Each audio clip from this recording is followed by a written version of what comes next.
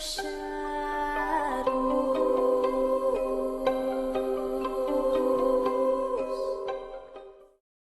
my angels, it's Hailey, Reese, and for today's video, I am super excited because today's video has been so highly requested by a number of you ever since I dove into a couple of cases of reincarnation. And that is the reincarnation case of Barbro Karlén, a woman who believes that she is the reincarnation of Anne Frank. Cases of reincarnation have fascinated me for quite some time, and when you guys hear the details of this particular case, it is just so chilling and nearly undeniable that I'm really excited to dive into this today. Before I get into today's video though, I would just very quickly like to thank today's video sponsor, Raid. Forget everything you think you know about mobile games, because one of the most ambitious RPG projects of 2019 has been released. And needless to say, it's going to change everything. Introducing to you Raid Shadow Legends. Playing Raid is the most immersive experience you'll find on your smartphone, and it can only really be compared to the biggest PC and console titles. However, the best part of all is that it is completely and totally free.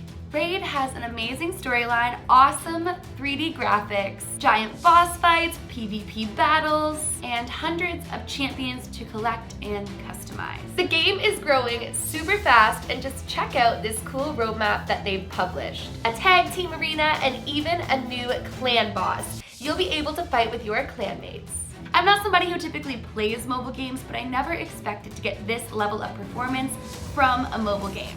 So if you guys are interested in playing Raid, make sure you head on down to the description and click the special link I have below, and you will get 50,000 silver and a free epic champion as part of the new player program to start your journey. So thank you so much to Raid for sponsoring today's video. I super appreciate it. And without further ado, let's get into this case of reincarnation. So for those of you who may not know, Anne Frank is one of the most popular victims of the Holocaust, and her diary is one of the most read books in the world. Now, something that you guys might not know about me, actually I'm fairly certain you don't know about me, is that all throughout 7th and 8th grade, when the Holocaust was really talked about in school, I had a real fascination for the Holocaust. I've always kind of found it strange to say I've had a fascination about the Holocaust because it's such a traumatic time in history and a horrific time. But on the same token, I just couldn't fathom in 7th and 8th grade the fact that people had their lives completely taken and stripped from them, and the trauma and the abuse and the terror that people endured during the Holocaust. It was just so heartbreaking for me to hear about. So throughout 7th grade and 8th grade, I remember, mostly because we had to for school, but also because I just couldn't believe it, I read so many diaries of Holocaust victims. However, the most popular that I read was that of Anne Frank. Now, Anne Frank would actually pass away in a concentration camp in 1945. But in 1954, less than 10 years later, Barbro Karlén was born in Sweden. Now, if you've had the chance to read the diary of Anne Frank, you would know that Anne Frank had a real gift for writing at such a young age, and she really had a way of painting a picture of what it was that she was enduring day to day. And like Anne, at the age of 12, Barbro would publish her first book. It was a book of poetry. Now that's actually gone on to be one of the more popular books in Sweden, but not what Barbro would be known for. Because although both Barbro and Anne shared a love and a gift of writing, they may have actually shared the exact same lives. And Barbro may just be the reincarnation of Anne Frank. Ever since Barbro was a little girl, she often found herself dreaming of a different life. These dreams were so real, it felt as though it was completely her. And she would suffer from these terrible nightmares all throughout her childhood. When Barbro was just 2 years old, she began telling her parents that she wasn't Barbro, but she was in fact Anne. I had these horrible dreams for as long as I can remember. And when I was about 2 years old, I told my mother that my name was not really Barbro, it was Anne. And she really couldn't understand, even at such a small age, why everybody was calling her Barbro. I know my name was Anne Frank, but they insist calling me on Barbro. She even insisted that her parents weren't her real parents at all, even though they in fact were, and would continue to insist that her real father would be coming to collect her soon. So from a small age, she's insisting that she's not Barbro, she's Anne, and that these are not her real parents. Now at this time, the Diary of Anne Frank had already been translated to a couple of different languages, but it had not been translated in Sweden. There's no actual date of publication in Sweden, but it's believed to be the late 1950s actually. Meaning that there was no way that Barbro, especially as a child, but just in general, could have had any recollection or knowledge of Anne Frank. And around 6 years old, Barbro's parents started to believe that something was just not right with their daughter. In fact, they started to believe that she was crazy. Now, by this time in her life, she tried to tell so many people that she wasn't who they said she was and that these weren't her parents. But like I said, Barbro's parents started to believe that their daughter was suffering from some sort of a psychiatric disorder.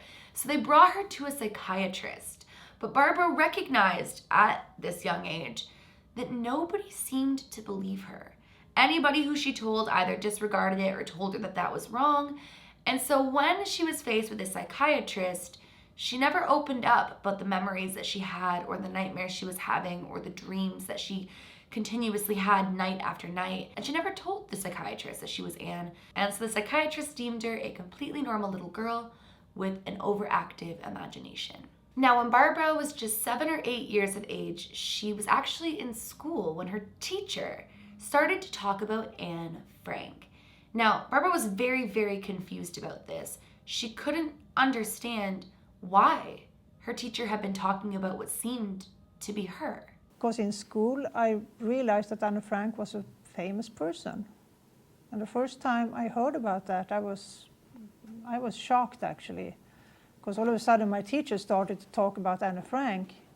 And here I was knowing that I was Anne Frank, and how can she talk about me? How it didn't really work for me. It's actually interesting to note that the book had already been published in 1947, but it was only just then gaining its popularity. So that's why her teacher was only just really talking about Anne Frank. And it was at this time, even at such a young age still, that Barbro decided it probably wasn't the world's greatest idea to be claiming to be Anne. These memories continued and these dreams continue, but where things take a real turn and where the validation truly comes in is when Barbro was 10 years old. At the age of 10, Barbro's parents took her on a trip to Europe where they found themselves in Amsterdam. And at this time, they really wanted to absorb all of the history and attractions of Amsterdam. And they decided to take a trip to the Anne Frank house. At the young age of 10 years old, Barbro told her parents that she knew how to get there, and without any map or any directions given to her, led her family to the house of Anne Frank. The minute that Barbro got there, this home just felt so familiar to her. It was the home of her dreams, the place that she dreamt of since the young age of 2 years old. And right away she recognized that they'd changed the front steps. She actually mumbled to herself that they'd changed the front steps, and that was when her mother and her father heard her say this. Right away, it was like an overload of emotions were placed on Barbro. The home that she was standing in front of was the home of her dreams, a place that held so many memories to her, yet this was her first time technically being there. She got clammy, she got cold, and immediately her mother felt that she was sick. As they walked through the home, Barbro was flooded with memories that even she hadn't seen in her dreams. It was like being in the place was bringing back all of these emotions for her. And analyzing her and fact-checking everything that she was saying, Barbro's mother started to realize that maybe every single thing her daughter had been telling her was true, and that her daughter was never crazy after all. Embracing her daughter, her mother told her that she was not alone anymore, and that she finally understood. And this was such a pivotal moment for Barbro, because For so long, she'd felt like she had no validation that she had, in fact, been Anne Frank. And could you imagine truly coming in to this new life with a recollection and memory of your previous life, but then finding yourself back in that home? How amazing would it feel to have that validation from your parents after all these years of them trying to suppress your memories and trying to tell you that what you were saying was never true? Now, where things get even more chilling, and when I heard this fact, I truly had goosebumps. It was so sad to me. And that is that around 15 years old, all of the memories that Barbro had been having began to fade. She remembered everything that she knew from her childhood, but she had no new memories coming in. And what's so chilling about this is that Anne Frank passed away at the age of 15 years old. So many people who have studied this case believe that the reason that Barbro had no new memories after the age of 15 was because Anne Frank never got any more memories after the age of 15. As an adult, Barbro had this real fear of people in uniform. If she was stopped by a police officer, she would consider even fleeing. Her heart would race. She would have such severe anxiety, it would make her physically ill. And seeing anybody in a uniform just triggered this stress for her. In order to get over her phobia of uniforms and to work with horses, Barbro decided as an adult that she wanted to work as a mounted Swedish police officer. So Barbro became a mounted police officer. Barbro worked as a mounted police officer in Sweden for 15 years and then moved to America in 2000. Another really interesting fact is that since childhood, Barbro was never able to eat beans, which is something that the Frank family existed on for nearly 2 years. So it was as though she was actually sick of eating beans. She would also only ever take baths. She never wanted to take showers, which sadly relates to concentration camps where the Nazis would tell the prisoners to head into these large rooms for showers, where instead poison would fill the rooms to kill the prisoners. But the most compelling piece of evidence in this whole entire case of reincarnation is when Barbro met a family member of Anne Frank. Now, Barbro actually got to meet Anne Frank's cousin Buddy, who was the last living family member of Anne Frank and the president of the Anne Frank Foundation. And when they met each other, even though having no recollection of who each other was, they fell into each other's arms and just embraced one another. Barbro said the minute that she met him, she knew that he was somebody that she knew from her previous life as Anne Frank, and it just felt like home. Because of all of these facts pieced together, Barbro is considered to be the only true reincarnate of Anne Frank. Barbro's mother actually became more spiritual after witnessing all of this with her daughter and went on to believe in reincarnation, which was something that she'd never thought she'd do in the past, as she never believed in reincarnation whatsoever until the proof was right before her very eyes. However, Barbro's father was never truly persuaded into believing that any of it was true. Needless to say, I think this case is so fascinating. I think that it is incredible to believe or have validation that there is so much beyond this one life that we are living and that we are infinite souls having this experience here on Earth. What do you guys think of this case? Do you believe that Barbro is the reincarnate of Anne Frank or what?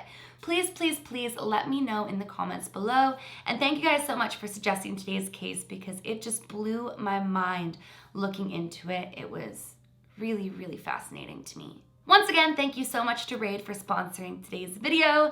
If you guys are new to my channel or you are just not yet subscribed but you do enjoy my videos, please make sure you go ahead and click that subscribe button and please give this video a big thumbs up if you did enjoy it. Remember, my loves, do all things with kindness, and until next time, I love you guys.